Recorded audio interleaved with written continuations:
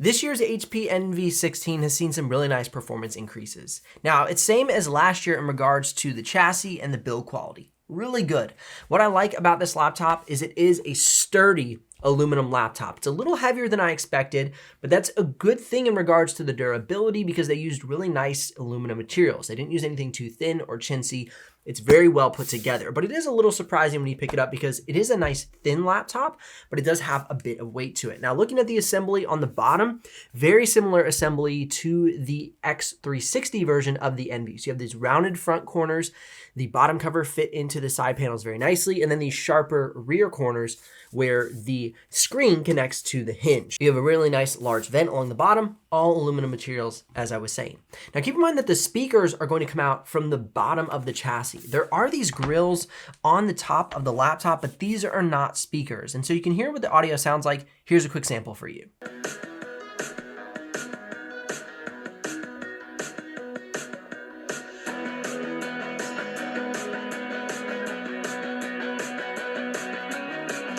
Anyone can find anything on the internet, including your full legal name, your personal email, your home address, phone number, and even your relatives. That's why I'm excited to tell you about today's sponsor, Aura.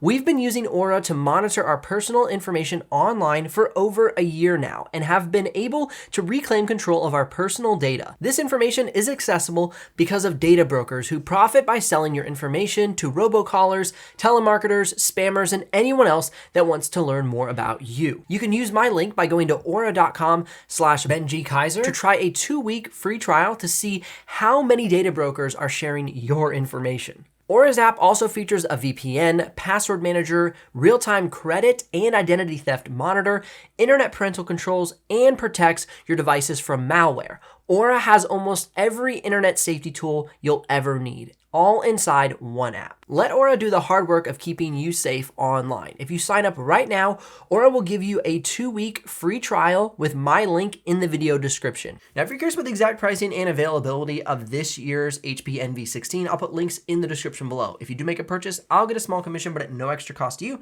But of course, that's what keeps this channel alive and the helpful content coming your way.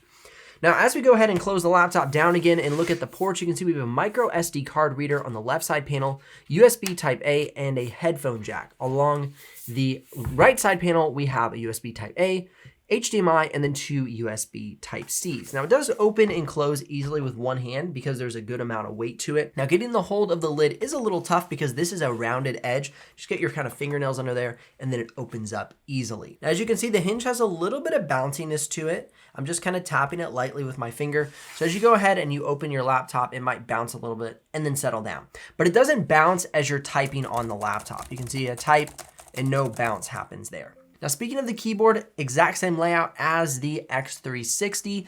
The reason I'm mentioning that is because I've just done another review of the X360 a moment ago, and I like these two laptops a lot. The build quality is great. They haven't changed much over the past year or two. They've really nailed the build and materials on these laptops, so changing it would be futile in my mind. Now, the trackpad is a nice size trackpad. It honestly looks a little small on this laptop because it's such a big laptop. When you get this size trackpad on, say, like a 14-inch laptop like the HP Spectre X360, it looks really big. But on such a big laptop, it looks a little smaller. But don't worry about that. It's just the ratio to the entire laptop. Now, if you're curious what it sounds like using the keyboard and trackpad, here's the audio sample for you.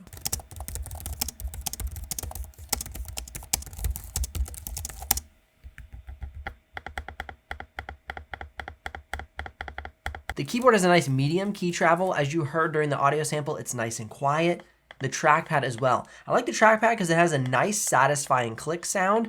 It's not like too dampened or muted. It has a nice confident click, but it's not loud enough to say upset your neighbor in your classroom or at work. It's a really good setup. Now, the display on this laptop is good, but it's not the best option that HP has to offer for this specific laptop. If you go to HP's website, you can actually upgrade the display to get higher screen brightness and higher color gamut range. But for this one, it comes with 371 nits of brightness at 96% sRGB, 74% Adobe RGB, and 73% DCI-P3, all at a Delta E of 1.01. So really great Delta E, but not the best gamut range. Now, the 83 watt-hour battery does pretty good giving sturdiness, battery life. There's not as much control on this laptop as say the HP Omen to really optimize the laptop for battery life. So we saw about 8 hours of streaming video playback, 7 hours and 39 minutes of productivity, 4 hours and 43 minutes of Photoshop work, and about 4 hours of video editing. So it's still good, but it's not one of the best battery lives I've seen on my channel, especially for a nice size battery like an 83 watt hour battery. Now, upgrade path is one area that this laptop really stands out.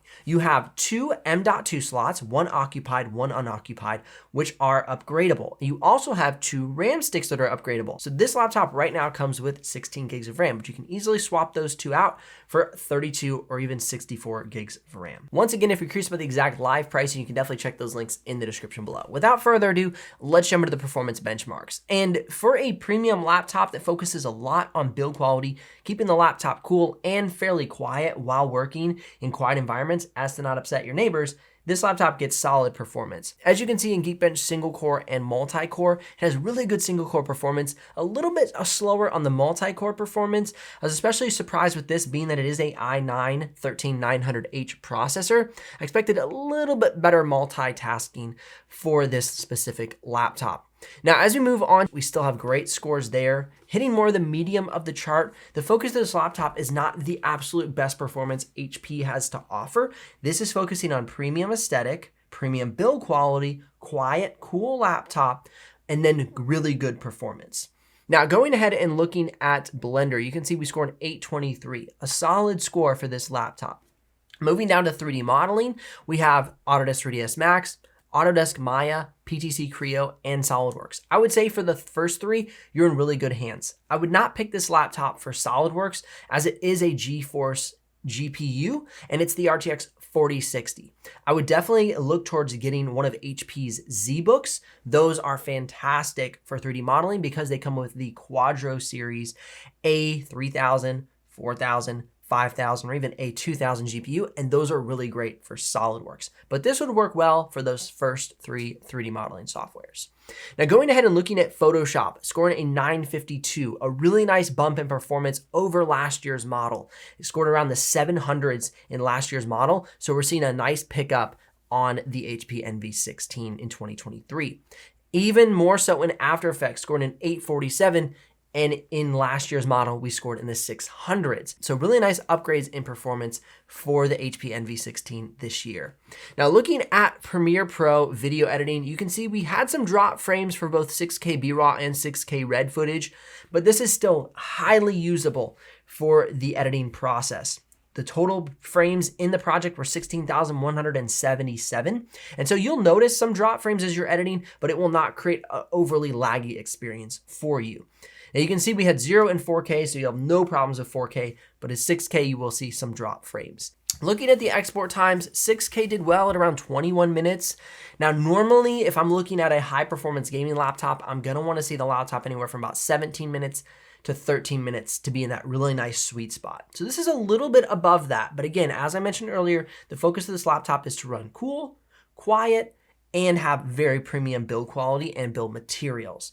So they are hitting that goal with the results that we're seeing here. Now looking at the 4K export, fantastic results at 2 minutes and 53 seconds. This is definitely in my range of where you want to be from about 3 minutes to about 2 minutes and 15 seconds. Hits that right on the nose. And lastly, if you are a DaVinci Resolve user, we're seeing about 7 minutes and 44 seconds for DaVinci Resolve. This is a good export time, not necessarily stellar. I just recently reviewed the HP Omen Transcendent, and the DaVinci Resolve export time was 5 minutes and 6 seconds. And that has the i9-13900HX processor and an RTX 4070 GPU. So it has a more powerful CPU and more powerful GPU, and that saved us about 2 minutes on the export time. Just giving you some comparison there off the top of my head so you know, are you considering the Envy? Are you considering the Omen? And maybe some of the differences there. Punch for punch though, like I said, we've seen some great performance increases for the Envy this year. So if you're choosing 2022 or 2023, 2023 definitely has an advantage with better performance. Build quality is still stellar, and I love the keyboard and trackpad on this laptop. They're so nice and comfortable, easy to use. Links in the description if you're ready to make a purchase, or click or tap the screen here for more videos to help you with your purchasing decision. I'll see you here in the next one.